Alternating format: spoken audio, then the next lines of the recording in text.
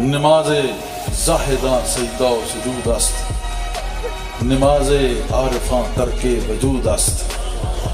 جب اس مقام پہ پہنچ کے سب کچھ اس کا ہو جائے، من کان للہ کان اللہ لہو، اللہ اس کا ہو جاتا ہے،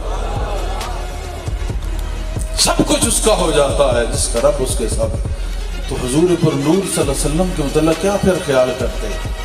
ان کے فرمان کے مطابق قرب نوافل سے سب کچھ دیکھنا، سننا، چلنا، ہاتھ پاؤں سب کچھ اس کا خدا ہو، تو حضور پر نور کے متعلق کیا سوچ سکتا ہے کہ وہ کیا ہے؟ اور پھر حضور صلی اللہ علیہ وسلم کو دیکھنا ہو تو ذرا غوث اعظم کو دیکھ کے تو پھر ان کے علم کی بات کرنا، ان کے اختیار کی تو بعد کی بات ہے، ان کا ایک غلام مرید اس کو دیکھو۔ تمہیں پتا ہے خواجہ خضر علیہ السلام اور حضرت موسیٰ علیہ السلام کا سفر، جو سفر ہوا قرآن کریم گواہ ہے، جب کہا کہ مجھے اسرار و رموز چاہیے تو پھر ان کو خضر کی طرف بھیجا گیا۔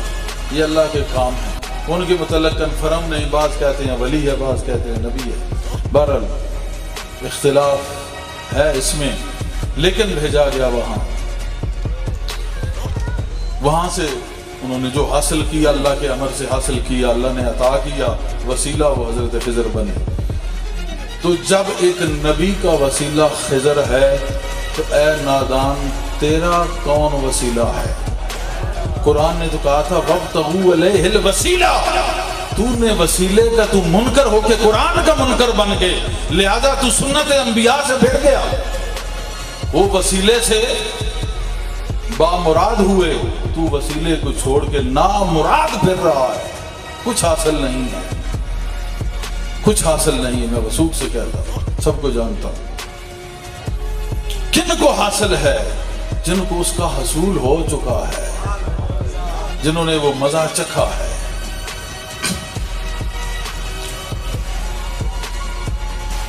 ان کے پاس جب پہنچے انہوں نے رہنمائی فرمائی، پھر یہ مقام ہے حضرت خضر کا، حضرت خضر کا۔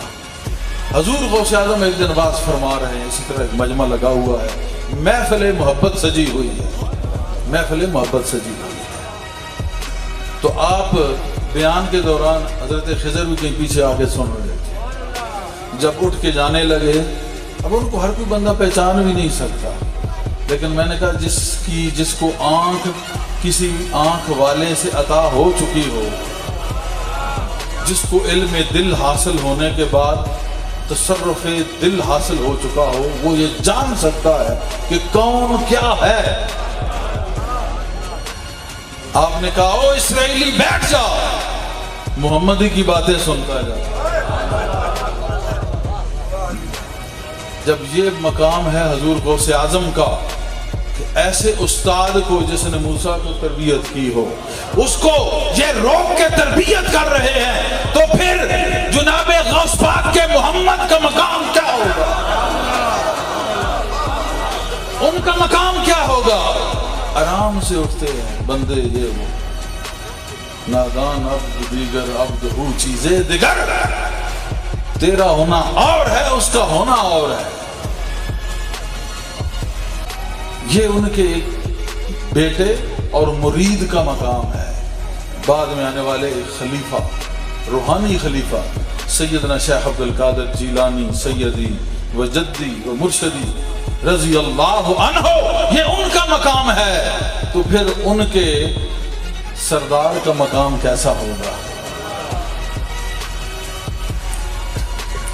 اس لیے جناب کے متعلق میں نے کہا تھا کہ دلوں میں رہتا ہے دلگیر بھی ہے، حضور سیدی غوث اعظم کے متعلق دلوں میں رہتا ہے دلگیر بھی ہے، بڑا صاحب تصرف دستگیر بھی ہے، اور ملا دیتا ہے نظر سے رب محمود، پیر تو ہے مگر پیروں کا پیر بھی ہے، دلوں میں رہتا ہے دلگیر بھی ہے۔ جناب ادھر بیٹھے ہیں، وہ ادھر بیٹھے ہیں، دلوں میں رہتا ہے دلگیر بھی ہے۔ خضر کا دل پکڑا اور کہا جا نہیں، بیٹھ جا، بیٹھ جا۔ کیونکہ دل بدستاور کے حج اکبر است از ہزاراں کعبہ یک دل بہتر است.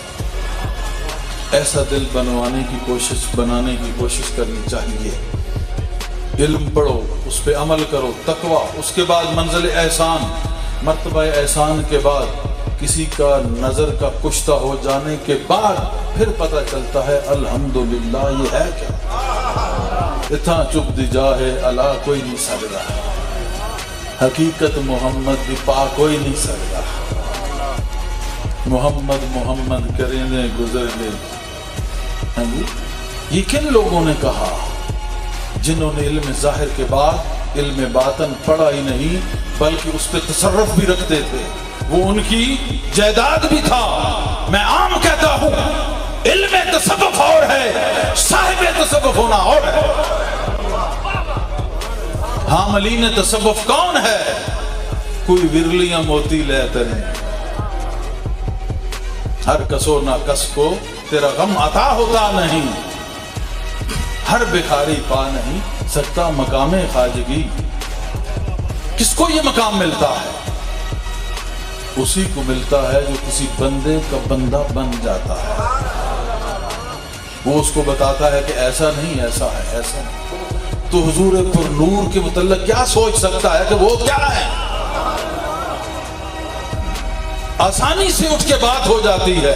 تیرا مدرسہ ناکافی ہے، نادان کسی مد بھرے سے مل جا کے دی. یا مدرسے کی بات نہیں، مد بھرے کی بات ہے. جس میں نشہ ہو وہ پینے دے، پھر پتہ چلے گا. بہرحال پھر بھی ادراک ناممکن ہے.